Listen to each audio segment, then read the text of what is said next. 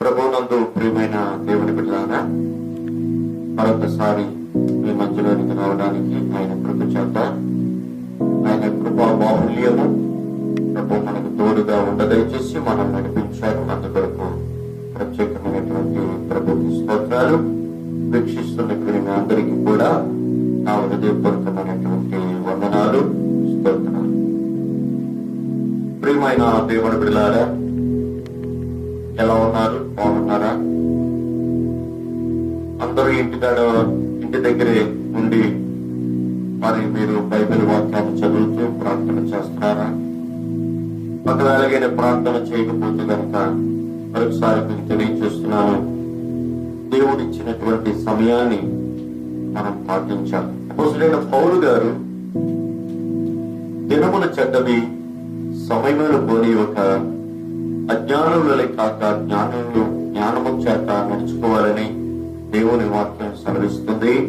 అందుచేత జ్ఞానము ఏంటి అని మనం ఆలోచన చేస్తే, యెహోవా యందు భయభక్తులు కలిగి ఉండటమే జ్ఞానానికి, తెలివికి మూలమై ఉన్నది అని వాక్యము తేటగా మనకి ప్రభు తెలియచేస్తూ ఉన్నారు. అందుచేత మనము దేవుని ఎడల భయభక్తులు కలిగి ఉన్నట్లయితే దేవుడు మనల్ని ఏం చేస్తాడంటే ఆయన ఆశీర్వదిస్తాడు, బలపరుస్తాడు, ఉపద్రవాల నుండి, ప్రమాదాల నుండి మనల్ని తప్పిస్తాడు.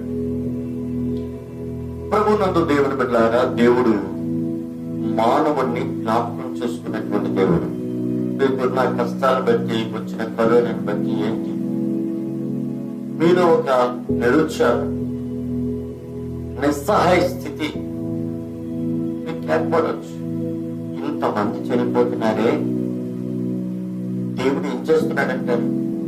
మనుషుల్ని జ్ఞాపకం చేసుకుంటాడంటారా? అసలు ఇలా జరగటం వల్ల అసలు దేవుడు ఉన్నాడా అని ఒక అనుమానం మీలోకి ప్రవేశించవచ్చు. కాదు, అలాంటి మనస్సు మీలోనే తీసివేసుకోండి.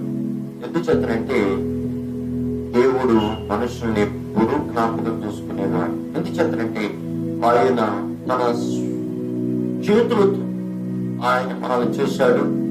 అంతేకాదు, ఆయన స్వరక్తమిచ్చి, తన ప్రాణమిచ్చి నిన్ను రక్షించుకున్నాడు, నిన్ను బాగు చేసుకున్నాడు. దేవునికి స్తోత్రం. ఈ రోజు ఒక చక్కనటువంటి మాట మనం చూస్తాం. ఎబ్రీయులకు రాసినటువంటి పత్రిక 2వ అధ్యాయము మరి 6వ వచనం నేను చదువుతాను, జాగ్రత్తగా వినండి. అయితే ఒకడు ఒక చోట ఎలాగో దృఢముగా సాక్ష్యమిచ్చుచున్నాడు, నీవు మనుషుని జ్ఞాపకం చేసుకున్నటకు వాడి జ్ఞాపాటివాడు, నీవు నరపుత్రుని దర్శించుటకు వాడు జ్ఞాపాటివాడు, నీవు దేవదూతల కంటే వారిని కొంచెము తక్కువగా వానిగా చేసితివి, మహిమా ప్రభావములతో వానికి కిరీటము ధరింప చేసితివి, నీ చేతి పనుల మీద వానికి అధికారం అనుగ్రహించితివి, వాని పాదముల క్రింద సమస్తము ఉంచితివి అని రాయబడింది. చూడండి, మనుషుని జ్ఞాపకం చేసుకున్నటకు వాడు జ్ఞాపకువాడు. ఆకాశముల సూర్య చంద్ర నక్షత్రాలను, జలచరములను, అంతేకాదు ఆయన దేవదూతల కంటే కొంచెం తక్కువగా చేసుకుని ఆయన చేసినటువంటి పనులన్నిటి మీద నీకు అధికారం ఇచ్చాడు. ఈ సమస్తమైనటువంటి కార్యాలన్నీ కూడా నీ పాదాల కింద పెట్టాడట. ఈ వాక్యం నమ్మదగింది.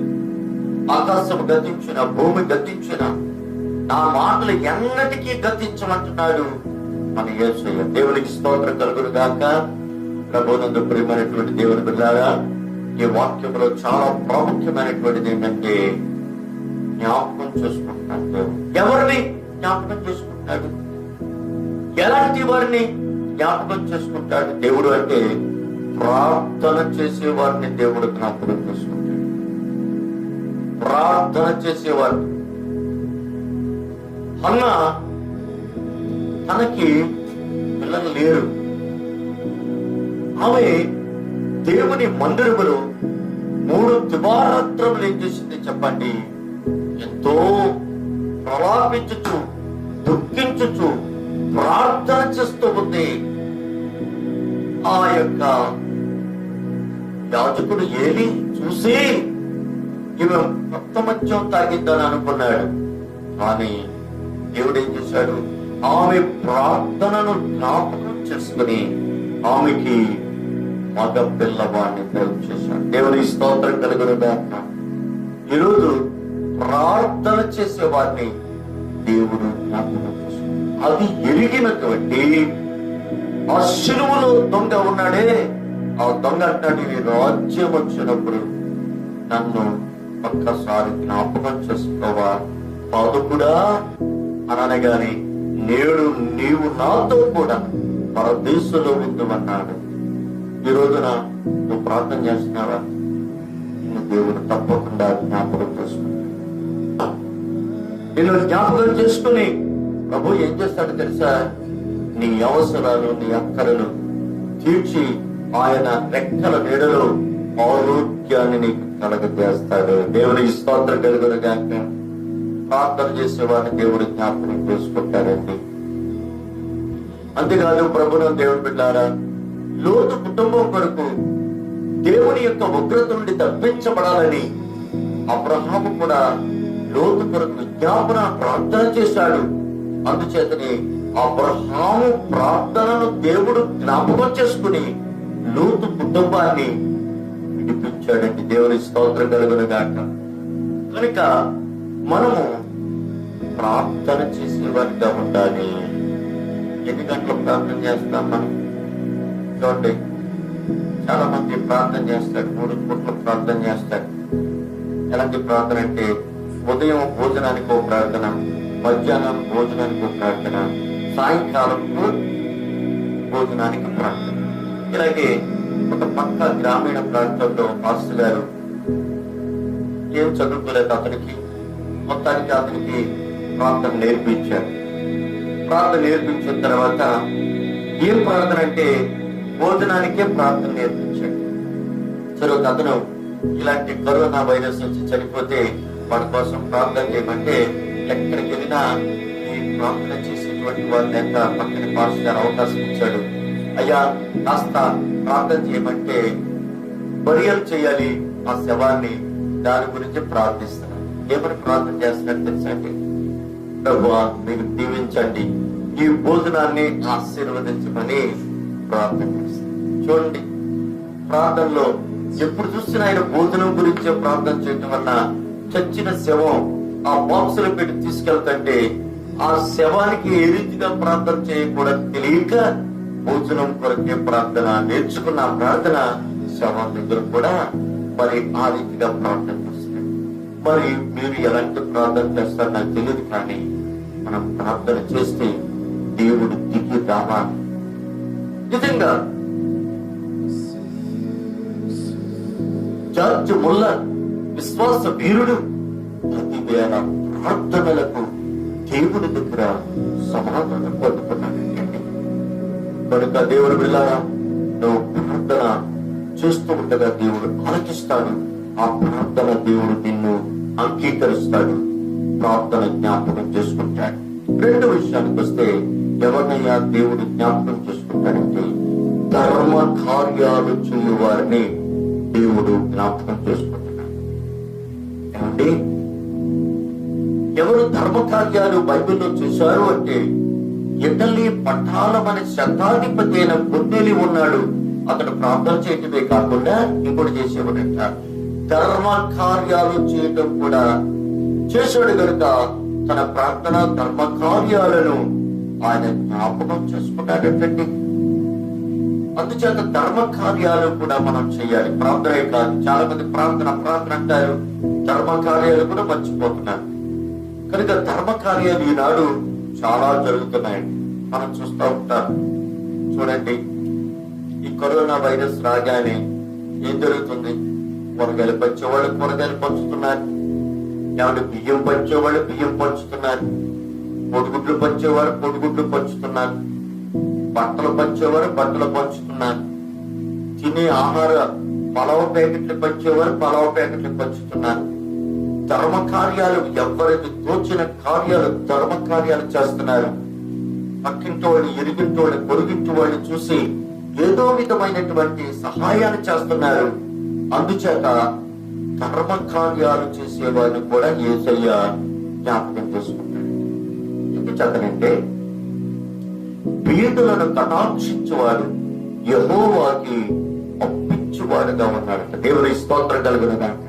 అందుచేతనే మరి మనము ఏం చేయాలి చెప్పండి? ధర్మ కార్యాలు చేయాలి. నీ వంతు చొప్పున నీకేదుంటది కాస్త నువ్వు తినగా మిగిలింది, నువ్వు ఉంచుకున్న దానికి మిగిలింది ఏదైనా ఉంటే కాస్త తీసుకెళ్లి ఎదుటి వ్యక్తికి ఇవ్వాలి. నీకు 2 అంగీలు ఉన్నాయా? ఒక అంగీ ఇవ్వమన్నాడు. ఆ రీతిగా మనము ధర్మ కార్యాలు చేసేవాడిని ప్రభు జ్ఞాపకం చేసుకుంటున్నాడు. అందుచేత నరపుత్రుని జ్ఞాపకం చేసుకున్నటకు వాడు ఏర్పాటు. దేవదూతల కంటే కొంచెం తక్కువగా వాణిగా చేశావు, కానీ సమస్తమైన దేవుడు చేసిన సమస్త కార్యాలు కూడా నీ పాదాల కింద ఉన్నాయంటే దేవుని స్తోత్రం కలుగును గాక. అందుచేతే దేవుడు నిన్ను జ్ఞాపకం చేసుకుంటున్నాడు. ప్రభునందు దేవుని బిడ్డలారా, ఈ రోజున నోవాహును కూడా దేవుడు జ్ఞాపకం చేసుకున్నాడు. అతను ఇచ్చినటువంటి ప్రతి విధమైన మరి పవిత్రమైనటువంటి జంతువుని, పక్షుని బలి ఇవ్వగా ఆయన ఒక ఇంద్రధనుసును పెంచాడు. ఇలాంటి ఘోరమైనటువంటి ప్రమాదాన్ని మరలా నేను లోకం మీదకి రానివ్వను, అందుకు సూచనగా అదిగో ఆకాశములో ధనుస్సును పుట్టిస్తున్నాను అని ఆయన మరి జ్ఞాపకం చేసుకుంటున్నాడు.